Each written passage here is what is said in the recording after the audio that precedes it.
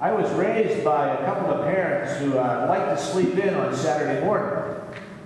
So usually there was this ritual that I'd get up with my sister and my brothers and my sisters and my brother and watch cartoons on Saturday morning. And Popeye was one of my favorites.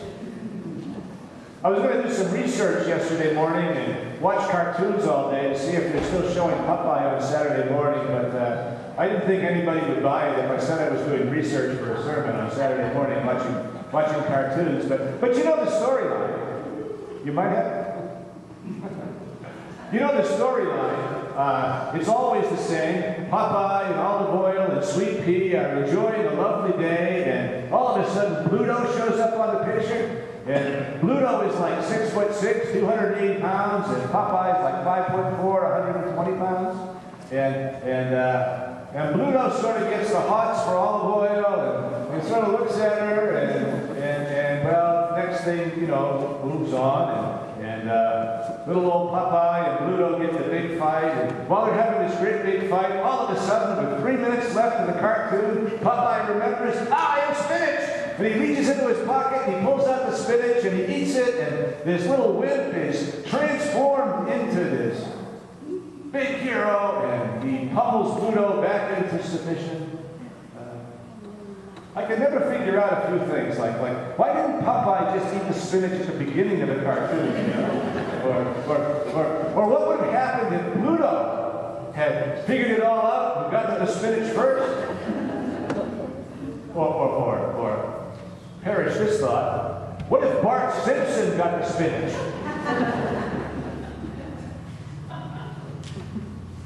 You might get the wrong idea about spinach from the cartoon Popeye. And the Christians in Corinth, well, they seem to get the wrong idea about Holy Communion. If you read not just the portion that Kelly read for us today, but if you read all around that part of the letter to the Corinthians, you get a sense that there's some misunderstanding about Holy Communion in that community. This was a time before congregations built buildings. Most of the time when the Christian church gathered, they would gather in individual homes. And presumably, the person who would host the gathering would be a person with means. To have a home large enough to gather a community in would have required a certain level of wealth.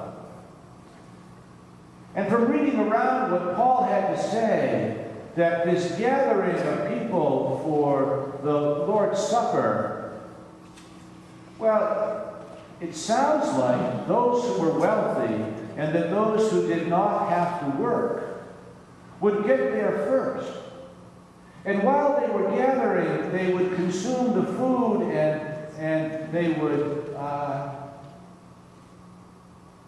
not leave much for the others. Those perhaps who had to work, who couldn't get there on time. And there was, Paul said, a division arising in the body, and that the community ought to take responsibility for itself, lest it fragment and fracture.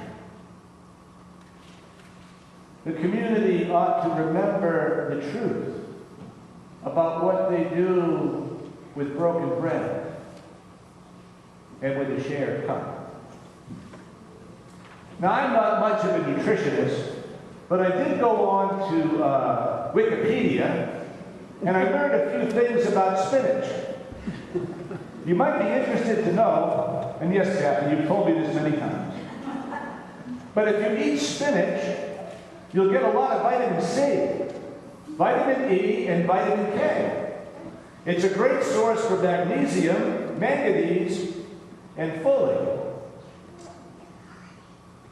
It's a good source for iron, vitamin B2, calcium, potassium, vitamin B6, folic acid, copper, protein, phosphorus, zinc, and omega-3 fatty acid, omega-3 oils, and fatty acids.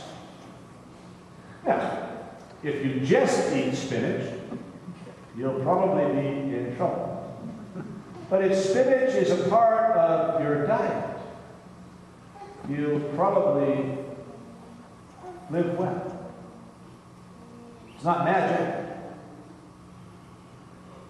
but neither is communion. That when we gather at this table, nothing magic happens. But when we do it regularly and consistently as we eat spinach, we are strengthened. For you see, when we gather at this table, we remember Jesus. We remember Jesus. Not like we remember what happened last Thursday, but when we remember Jesus at this table, we take a moment and we say, I'm going to focus all of my attention on everything I know about that one gracious life, calling to mind all that Jesus taught, remembering the way that he chose to live, remembering that in choosing to live that way, he endured the wrath and the rejection of many. When we gather at this table, we choose to remember how he died. That he would rather stand up for those principles that he valued than back away from them. And so he was executed. When we gather at this table, we remember that though he died with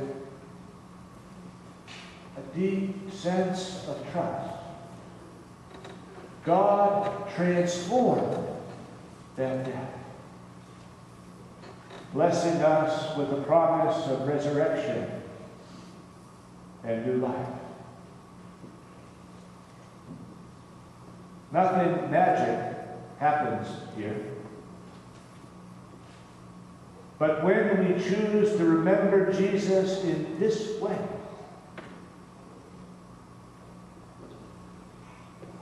our lives are nurtured toward holiness, toward hope. When we choose to remember Jesus this way, not just once, but always,